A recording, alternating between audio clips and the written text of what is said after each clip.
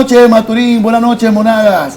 Bienvenido como cada miércoles a partir de esta hora, 7 de la noche, para ver su programa Entre Abogados por Max TV. Somos lo que quieres ver. El tema de hoy de Entre Abogados, la jurisdicción militar. Para eso contamos con un abogado especialista en materia militar y también especialista en materia penal. Por lo menos es graduado de la Universidad Santa María desde el año 1993, especialista en supervisión y gerencia educativa desde el año 2003. También es especialista en ciencias penales y criminológica desde el año 2007. Es magíster en educación superior de la UPEL desde el año 2014.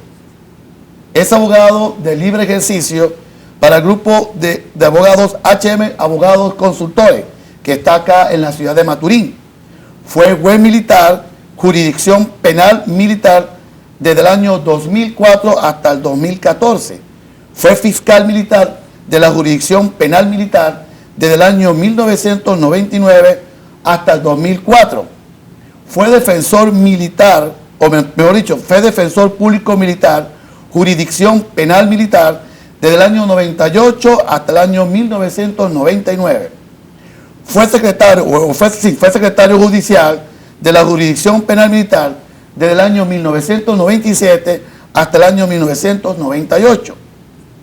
Es profesor de posgrado en ciencia penitenciaria desde el año 2009 hasta la actualidad, 2016, y también es profesor posgrado de Derecho Penal, Derecho Procesal Penal y Derecho Probatorio desde el año 2010 y 2011.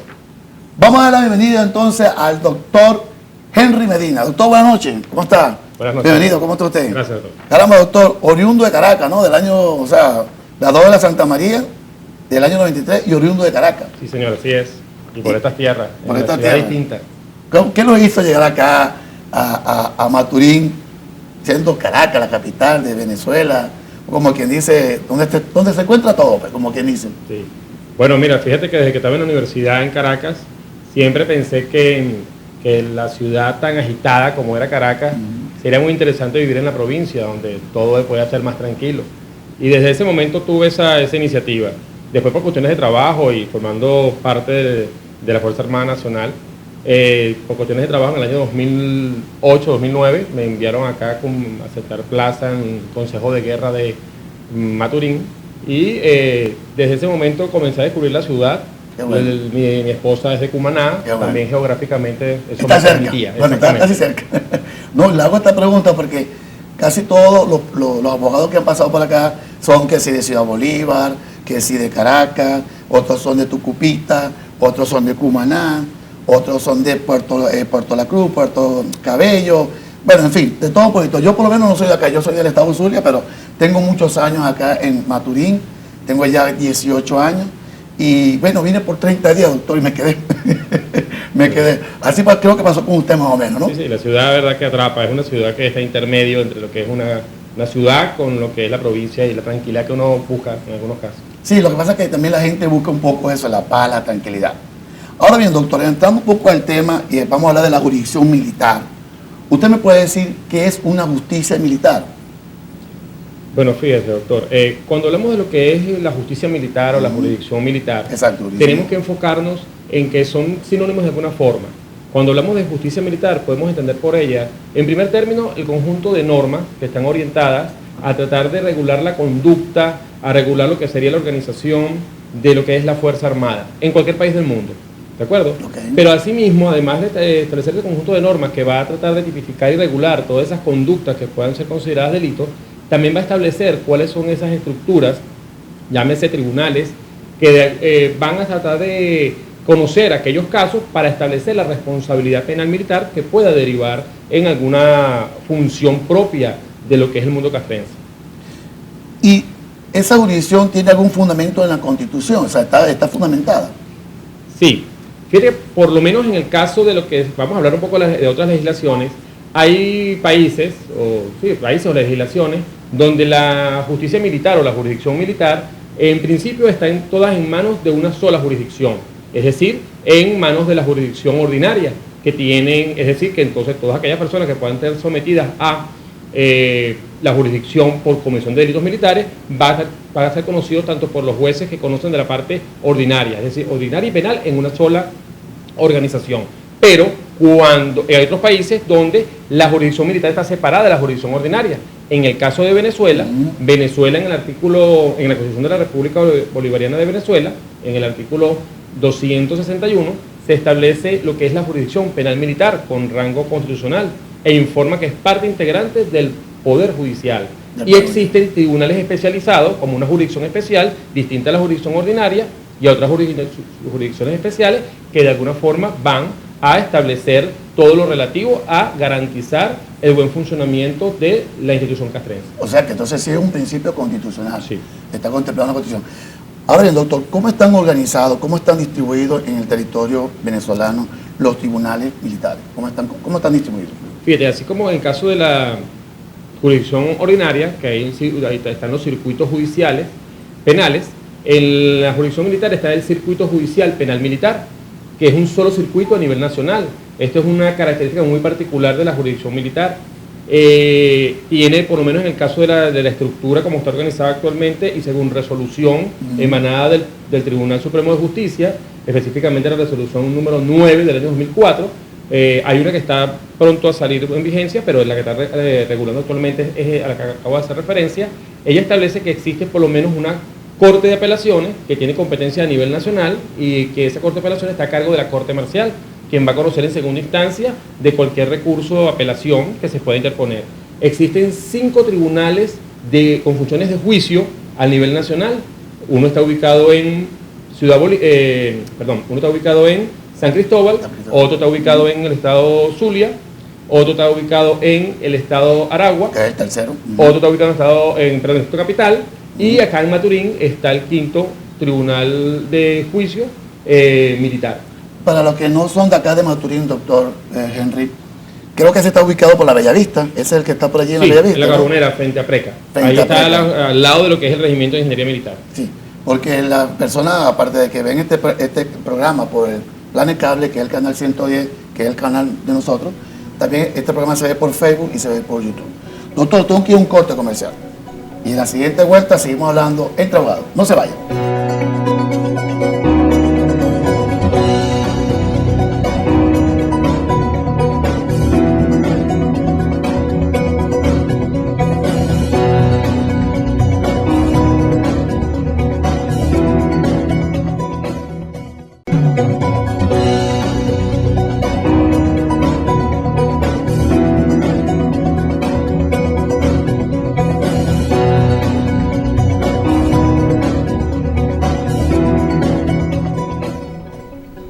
Continuamos hablando entre abogados. Si usted acaba de sintonizar el canal, estamos hablando con el doctor Henry Medina. El tema de hoy, la jurisdicción militar. Doctor Henry, en el corte anterior estábamos hablando de cómo estaban organizados los tribunales acá en Venezuela. ¿Me puede seguir hablando, me puede seguir comentando un poquito de eso? Sí, bueno, como te dije anteriormente, la organización está establecida de la siguiente forma. Hay una corte marcial en Caracas y hay 5 consejos de guerra a nivel nacional. Esos consejos de guerra, ahí funcionan dentro de lo que es la sede como tal, lo que son los tribunales de control, los tribunales de juicio y tribunales de ejecución de sentencia. E igualmente ahí funcionan paralelamente las fiscalías militares y las defensorías públicas militares. Esto estaremos en el estado Táchira, estado Zulia, estado Aragua, distrito Capital y acá en el estado Monaga. Ahora, doctor, la diferencia que existe entre el proceso penal ordinario y el proceso penal militar, ¿me lo puede decir? Sí, Fede, ese es verdaderamente podría decir que es un mito que existe porque hay personas que consideran que es un procedimiento totalmente distinto. Y es importante destacar que aun cuando efectivamente existe el Código Orgánico de Justicia Militar, que es el que regula los tipos penales para la jurisdicción militar, los procedimientos se llevan a efecto a la luz de lo que es el Código Orgánico Procesal Penal, por mismo mandato del Código Orgánico de Justicia Militar. Es decir, que tenemos igualmente un sistema acusatorio en el cual existen un juez de control, existen un tribunal de juicio, la Corte de Apelación, un tribunal de ejecución de sentencia, y es allí a través de ese proceso donde se va a determinar la responsabilidad penal de cualquier efectivo militar o civil, de eso vamos a hablar más adelante, que pueda verse inmiscuido en algún tipo de proceso penal. Es importante resaltar que dentro de esa diferencia que está planteada allí, aun cuando es el mismo procedimiento, hay algunos aspectos en relación a lo que es la organización y de los tribunales de juicio particularmente.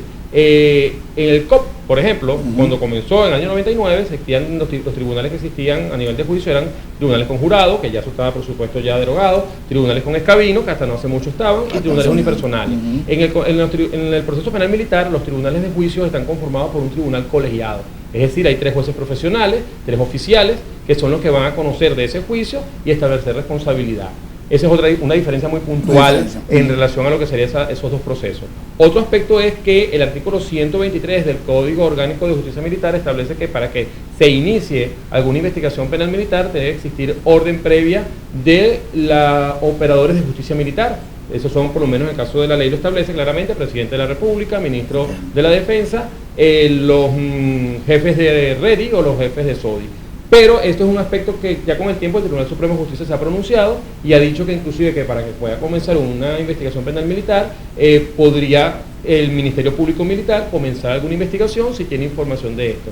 Y de alguna manera, claro, comunicar a estos comandos porque es una cuestión ya de disciplina interna dentro del componente de la Fuerza Armada Nacional. Doctor, tengo una pequeña inquietud y por lo menos me gustaría saber, o para que los televidentes o los estudiantes de Derecho que ven este programa, ¿me puede decir también qué es un delito militar o cuáles son los delitos militares? Okay. Fíjate que por lo menos cuando se habla de lo que sería la competencia de los tribunales militares, es importante resaltar que en principio hay muchas personas que piensan que el militar solamente comete delitos militares o que nada más puede cometer delitos militares un militar, y eso es un mito porque los militares pueden cometer otro tipo de delitos comunes que no necesariamente deben ser militares, y hay personal civil que no tiene nada que ver con la Fuerza Armada que podría haberse inmiscuido en la comisión de un delito militar. Esto también va aparejado a lo que sería lo que ya el Tribunal Supremo de Justicia ha indicado en sentencias reiteradas con relación a que la jurisdicción penal militar va a conocer de los delitos de naturaleza penal militar. ¿Cuáles son los delitos de naturaleza penal militar? Todos aquellos que están tipificados y previstos en el Código Orgánico de Justicia Militar. Hay una gran gama, por lo menos aquí te traes alguna connotación, claro. Por lo menos existen los delitos contra la integridad, independencia y libertad de la nación. Ahí tenemos el delito de traición a la patria, espionaje, básicamente. Están por lo menos los delitos contra el derecho internacional, está el delito de rebelión militar, hay otros delitos contra el orden y la seguridad de la Fuerza Armada, ahí está el motín, está la sublevación, está la falsa alarma, está el ultraje al centinela y a la bandera o a la Fuerza Armada, están los delitos contra los deberes y el honor militar, ahí también tenemos la deserción, usurpación de funciones, o sea, son una gama de delitos que van orientados básicamente y están establecidos por el legislador patrio, específicamente en materia militar, a tratar de salvaguardar lo que es el buen funcionamiento de la Fuerza Armada. Debemos recordar que la Fuerza Armada tiene una misión constitucional que es la de seguridad, o sea, salvaguardar la soberanía nacional, está enfocada en lo que es apoyar a el desarrollo de la nación y que eventualmente por esa misión tan especial que tiene, sus integrantes se manejan por una serie de normas que están orientadas en 3 pilares fundamentales, que es la disciplina, la obediencia y la subordinación. O sea que cualquier actuación, cualquier comportamiento de un efectivo militar que vaya en contra de estas 3 pilares fundamentales, automáticamente podría entonces estar incurso en un delito militar. Si no es tan grave, podría entonces constituir una falta que ya se maneja por el aspecto disciplinario. Como tal. Pero es básico importante dejar bien marcado que los delitos militares están previstos en el Código Orgánico de Justicia Militar, son los tipos penales, lo que llamamos el derecho sustantivo, y es allí donde lo vamos a encontrar. Al momento de aplicar la normativa para poder establecer responsabilidades, se aplica el Código Orgánico Procesal Penal, que es el que estableció para los procedimientos penales correspondientes. Entonces, bueno, y usted lo acaba de nombrar, los delitos militares todos son todo aquello que por lo menos traición a la patria, faltar vulgarmente algo así como que faltar el respeto a la bandera, a los símbolos, etc. Es importante resaltar que los más comunes, los más diarios, son que por lo menos abandono de funciones, que es por lo menos cuando un efectivo militar abandona las funciones que le fueron encomendadas y esto pone en peligro la misión.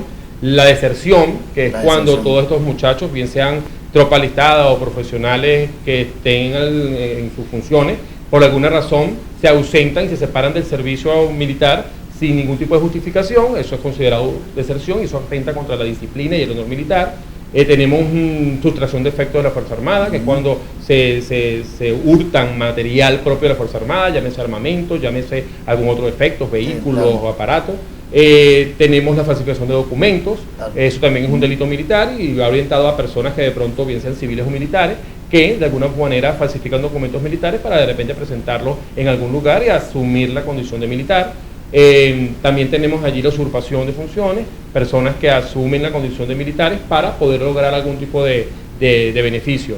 E incluso también es muy común, y lo podemos observar actualmente por la propia dinámica que está viviendo ahorita el país y los estados, de que por lo menos en ciertas determinadas colas que se puedan hacer muy determinadas, hay personas que se uniforman con la intención de repente un beneficio particular. Para no hacer la cola, se puede tener de uniformado, pero para pasar, ¿sabes? Y ese es un delito militar. Es un delito militar.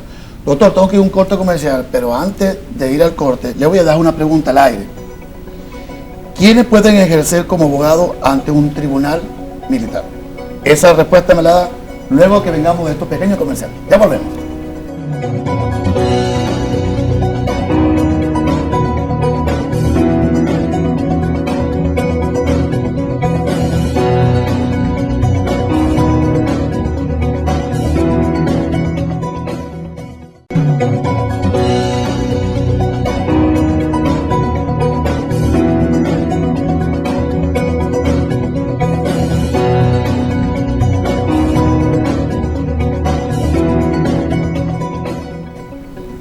Continuamos hablando entre abogados. Gracias por permitirme entrar a sus hogares. Estamos hablando con el doctor Henry Medina. Doctor Henry, en el corte anterior quedó una pregunta al aire y era que quiénes podían o quiénes pueden ejercer como abogados ante los tribunales militares. ¿Usted me puede decir quiénes pueden ejercer esa como que dicen, esa materia, por decir algo así? Sí, cómo no. Fíjate que hay un mito también en relación a que piensan que la jurisdicción penal militar nada más pueden ejercer los militares. Y evidentemente esto es un concepto un poco más amplio. En el caso de los jueces militares y los fiscales militares, por mandato del Código Orgánico de Justicia Militar, solamente pueden ejercerlo los militares y que por supuesto sean abogados, que conozcan la materia. En el caso de los defensores públicos militares, que también es una dependencia propia de la estructura del circuito judicial y lo que sería cómo está constituido el sistema de justicia penal militar, esto puede estar conformado por militares, abogados militares, y también hay abogados civiles que forman parte de lo que es la Defensoría Pública Militar y se desempeñan como tal. Pero también los abogados en libre ejercicio, cualquier abogado de la República que haya tenido su título de abogado, puede perfectamente ejercer en la jurisdicción penal militar. Lo único que efectivamente por ser una jurisdicción tan especial, por lo que es el tema que se maneja y las condiciones propias de lo que es el funcionamiento de la Fuerza Armada, debe estar un poco documentado para entender propiamente cómo es la vida militar, para poder entender la dinámica de la institución y de esa manera poder ejercer una defensa efectiva. Desde el punto de vista procedimental no hay ningún problema porque el Código Orgánico Procesal Penal es perfectamente aplicable en la jurisdicción penal militar, tomando en cuenta de que esta se maneja bajo lo que es el sistema acusatorio, juicios públicos orales, donde inclusivamente está el debido proceso, es exactamente igual. Hay algunos mitos en relación a eso. Yo inclusive tengo la oportunidad en posgrado con algunos participantes del posgrado que son abogados en libre ejercicio. Ellos inclusive me han manifestado esa inquietud de que piensan que por el hecho de ser una jurisdicción militar, nada más pueden ejercer los militares. Y no, perfectamente cualquier abogado puede asumir una defensa de este tipo. Lo único que yo recomiendo para que haya una defensa clara y entender la dinámica es que se especialicen un poco en el área, se formen para poder ejercer un derecho a la defensa de manera amplia. ¿Y qué ocurre, doctor, cuando por lo menos si una persona se ve incurso en un delito común, por lo menos, o sea, una persona común y corriente, civil, se ve envuelto, pero un delito militar al mismo tiempo? Un ejemplo, doctor, le voy a poner un ejemplo. En febrero hubo un caso donde un civil junto con otros militares se robaron o hurtaron unos armamentos, unas ametralladoras. Yo de eso no sé mucho, pero eran unas ametralladoras y fueron capturados. ¿Qué puede pasar allí con esa persona que se ve inversa o está incurso en ese delito? Hay que recordar que lo que determina la competencia de cuál es la jurisdicción que va a conocer ese tipo de casos, si es la jurisdicción penal militar o la jurisdicción ordinaria, es la naturaleza del delito. Estos tipos de armamentos, si son orgánicos de la Fuerza Armada Nacional, son efectos de la Fuerza Armada. y si son sustraídos, así sea por civiles o incluso por militares, pero en este caso la pregunta es civiles, estas personas se deberán someter al conocimiento de su juez natural. En este caso, el juez natural, por mandato de la ley, es la jurisdicción penal militar. Es importante resaltar esto porque hay quienes manifiestan y dicen que por ser un civil, su juez natural es la jurisdicción ordinaria, un juez de la jurisdicción ordinaria. Y no es así, ya hay jurisprudencia reiterada del Tribunal Supremo de Justicia, el cual manifiesta que lo que va a determinar la competencia de una jurisdicción, de la jurisdicción ordinaria o la jurisdicción especial, no es la condición de la persona, o es la condición de la persona, sino la naturaleza del delito cometido. Y eso va remitido específicamente a cuál es la legislación que lo comete, o que lo va a manejar. En ese sentido, es importante destacar que, y básicamente, y ahí es importante también traer a colación lo que es el fuero de atracción, porque esto es el caso de que cometa un hecho que sea considerado delito militar, conocerá la jurisdicción militar. Pero puede pasar que haya un concurso real de delitos, o delitos conexos, o sea, una persona que haya cometido, por decir algo, atacó al centinela para quitarle el fusil, y después con ese fusil fue y cometió un robo agravado. Ahí tenemos un delito militar, que es el ataque al centinela, y después tenemos el robo agravado, que es un delito común. Aquí automáticamente esa persona cometió dos hechos, y aunque hayan sido hechos distintos y hayan sido momentos distintos, hay una conexidad.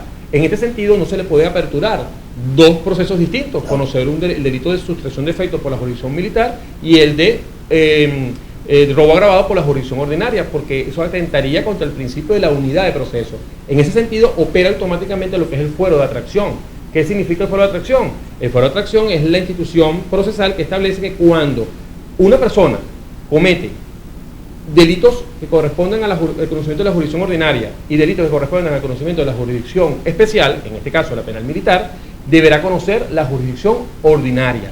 Y por fuero de atracción, entonces automáticamente la jurisdicción ordinaria le corresponderá conocer de los hechos cometidos por esta persona en un solo proceso, donde conocerá del delito penal militar, que sería la sustracción de efecto, y el delito de robo como tal. Ese es el único caso en el cual una persona, independientemente sea civil o militar, va a tener que ser sometido al conocimiento de tribunales ordinarios por delitos militares. Cuando hay concurso de delitos y por fuero de atracción, el delito militar tiene que ser conocido por un juez ordinario. Un juez ordinario, qué bueno. Bueno, doctor, quiero confesarle algo. Yo no manejo la parte penal, no manejo la parte militar, pero yo pensé, y mi ignorancia me decía que era doble. O sea, ya usted me lo acaba de aclarar, y estoy seguro que a muchos abogados que ven este programa, y a los estudiantes de Derecho, ya le aclaramos, como a mí me acaba de aclarar, que es un solo proceso, no dos. ¿Okay?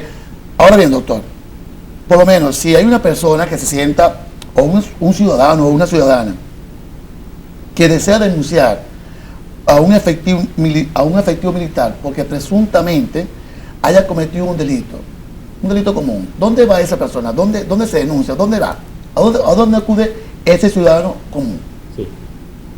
En principio, si es un efectivo militar que presuntamente puede haber cometido un hecho punible que sea de naturaleza penal militar, en principio debería acudirse ante la Fiscalía Militar, en la cual ellos tienen allí una oficina de recepción de denuncia, atención a la víctima, donde ellos podrán informar del hecho acaecido. Ahí los funcionarios que están capacitados para esta situación canalizarán su denuncia, lo pondrán en conocimiento del fiscal de guardia que corresponda, y efectivamente comenzará a adelantar la investigación correspondiente. Pero a veces eso pasa, que la persona de pronto no tiene la capacidad para saber si el hecho constituye un delito común o un delito militar, porque eso responde a ciertas determinadas características. Sin embargo, en principio, la persona tiene que poner esto en conocimiento de las autoridades. Si es un militar, podría ir a la Fiscalía Militar y informar y poner la denuncia. Si el hecho no reviste características de un delito militar, sino más bien es un delito, podría constituir un delito ordinario o un delito común, será canalizado y será remitido ante el Ministerio Público Ordinario, para que ante ese ente ponga la denuncia y se adelante las investigaciones correspondientes.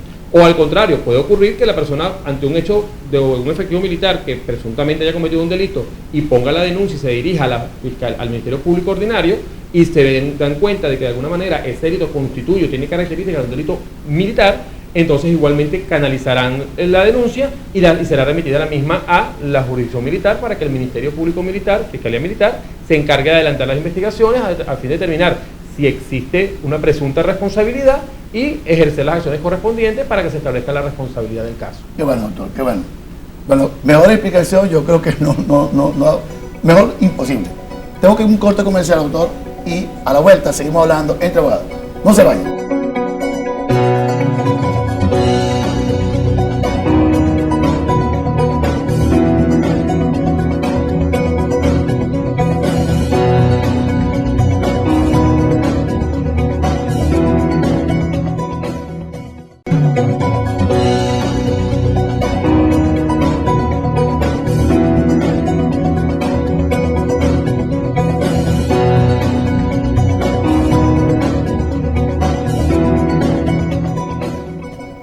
Continuamos hablando entre abogados. El tema de hoy, jurisdicción militar con el doctor Henry Medina. Doctor Henry, la pregunta que le tengo que hacer es, ¿cómo se aplica el régimen disciplinario en la Fuerza Armada Nacional? Es importante resaltar que dentro de la Constitución Armada hay ciertos determinados actos que puede cometer o puede verse incurso algún efectivo militar que puede ser que constituir delito o puede constituir falta. En el caso del delito, ya hemos conversado que se maneja a través de lo que sería la jurisdicción penal militar. Pero cuando cometen actos que no constituyen delito, pero sí pueden constituir algún quebrantamiento de lo que es la disciplina, la obediencia o la subordinación como pilares fundamentales de la Fuerza Armada, necesariamente se tienen que aplicar ciertas determinadas sanciones. Estas sanciones y estas conductas que son consideradas faltas están previstas en el Reglamento de Castigos Disciplinarios número 6. Es un reglamento disciplinario en el cual todo militar debe conocer y que cuando por alguna circunstancia lo transgreda, tendrá que ser sometido a un procedimiento administrativo con las garantías del debido proceso establecido en el artículo 49 de la Constitución de la República Bolivariana de Venezuela, y allí, ¿verdad?, se establecerá cuál es su responsabilidad en relación a esa falta. En caso de ser impuesta, se establecerán los castigos allí contemplados y en algunos casos, dependiendo si es un oficial o si es un tropa profesional, deberá ser llevado a un consejo de investigación si es oficial o a un consejo disciplinario si es tropa profesional. Y allí se determinará su presunta responsabilidad e incluso una de las sanciones más severas en ese sentido es la separación de la Fuerza Armada. Doctor Henry, ¿y en qué consiste una deserción? ¿Es un delito? ¿La deserción es un delito? Sí, la deserción es un delito militar y comprende consiste cuando se lleva a cabo cuando el militar se separa del servicio activo sin ningún tipo de autorización. O sea, es una separación ilegal del servicio activo. Es decir, un militar que se ausenta del cuartel sin autorización es el militar que de alguna forma a bien se le concede un permiso, no regresa al término de este, y esas son circunstancias que de alguna forma están reguladas como delito. En el caso de la tropa profesional y tropa alistada, si se separa ilegalmente, sin autorización, durante más de 3 días o 72 horas, eso constituiría ya la presunta deserción. En el caso de los oficiales son 6 días. No 6 días. Eso también se ve mucho en el caso de la tropa alistada, que son aquellos muchachos que son llamados al servicio militar obligatorio y que de alguna forma durante su permanencia dentro de la Fuerza Armada, por alguna razón, se separa ilegalmente, decide no continuar sin haber cumplido los procedimientos previos para ello, y esto constituiría de alguna forma el delito militar de deserción, que por lo general es uno de los delitos que tiene mayor incidencia en la Fuerza Armada. Aprovecho la oportunidad para llamar a la reflexión a todos aquellos jóvenes que están en esta condición de prestar el servicio militar o que piensen prestarlo, que es importante respetar este tipo de normas que están contempladas, porque a una persona común y corriente que decida no ir más al trabajo, sencillamente se termina la relación laboral con algunas especificaciones propias de la materia laboral, pero no constituiría ningún tipo de responsabilidad penal por ello. En el campo militar es distinto, porque esta persona está cumpliendo con un deber que es de servir a la patria por un tiempo determinado, y que el separarse de manera ilegal sin los permisos correspondientes y sin los procedimientos constituye delito y está así consagrado en la legislación militar.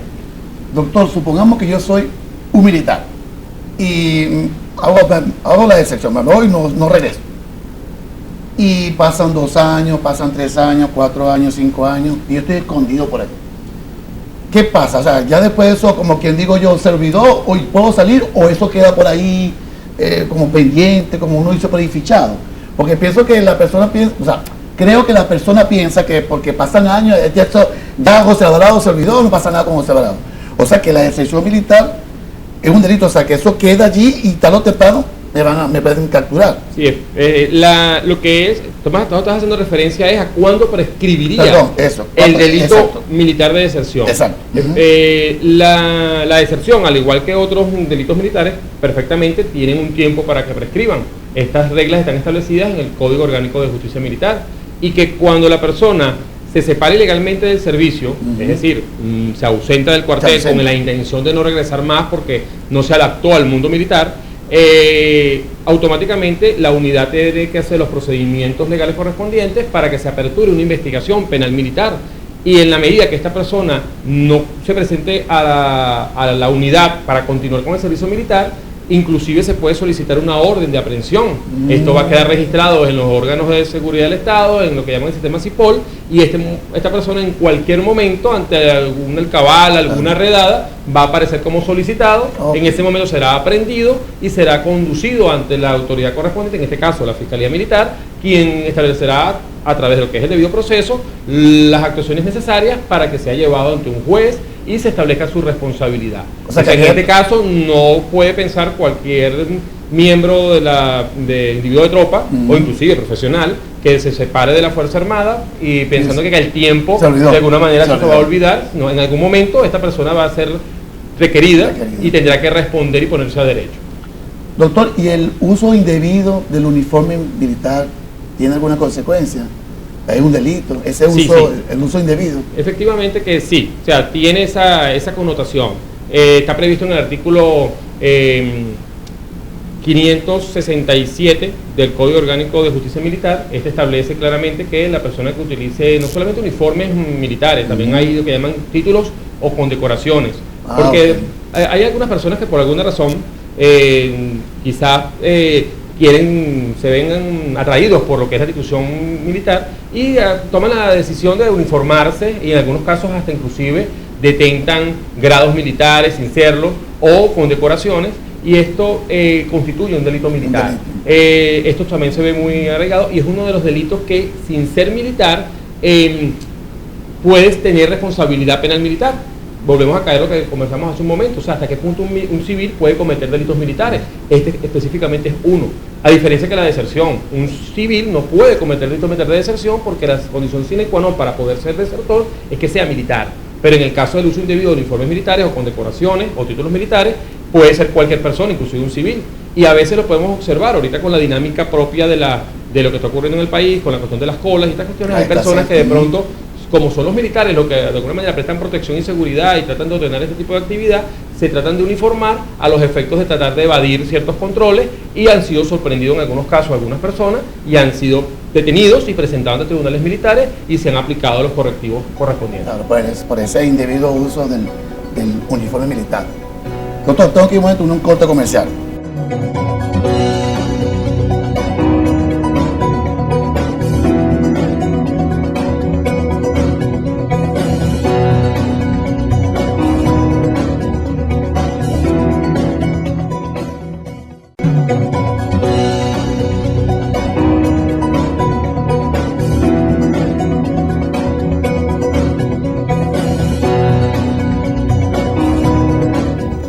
Continuamos hablando entre abogados.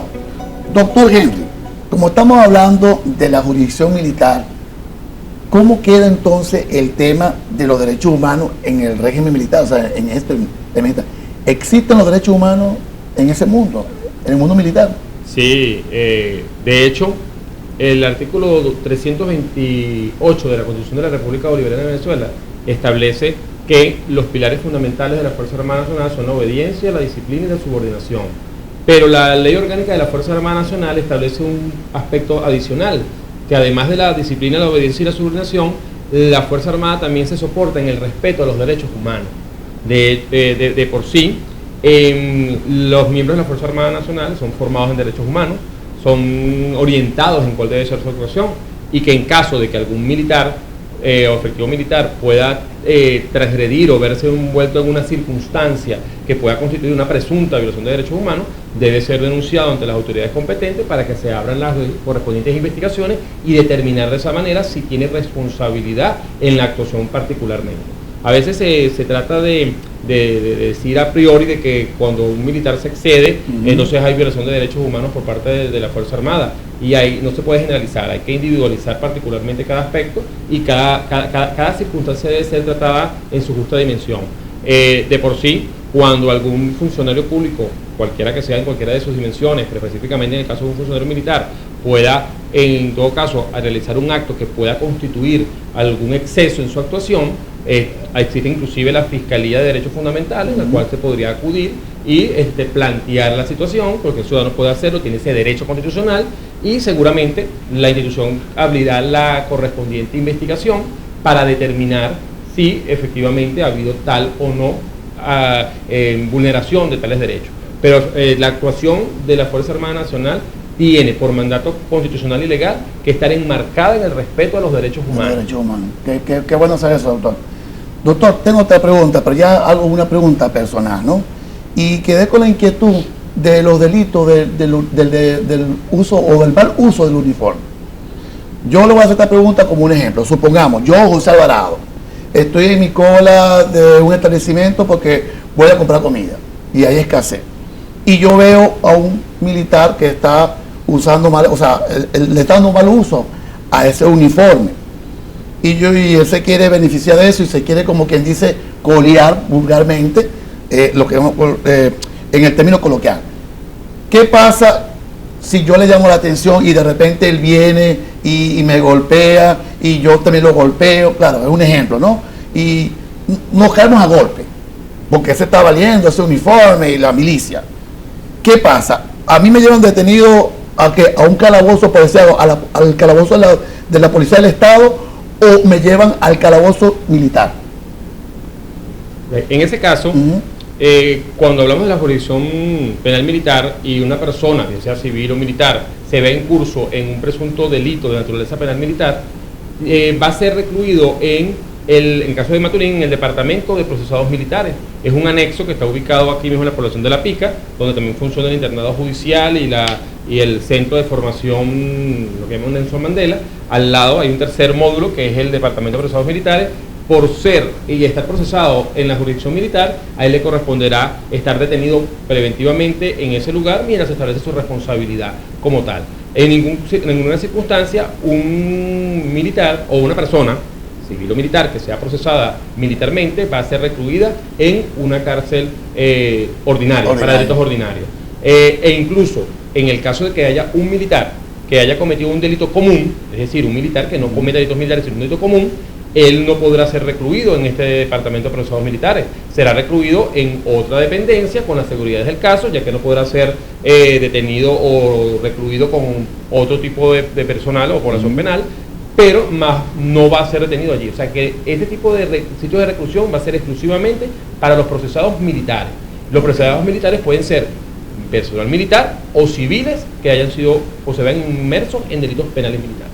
Claro, yo le hago esa pregunta, doctor, porque no todo, o sea, no con esto estoy llamando a la violencia, porque vamos a caerle a golpe a cualquier militar, sino que, doctor, hay algunos militares que abusan de su jerarquía, abusan de su uniforme, y entonces quieren también, bueno, pegarle a la persona, ya llámese mujer, llámese hombre, pero bueno, ya sabemos entonces que... ¿sabes? Es importante destacar en este caso que el personal militar está formado para el respeto de los derechos humanos en circunstancias.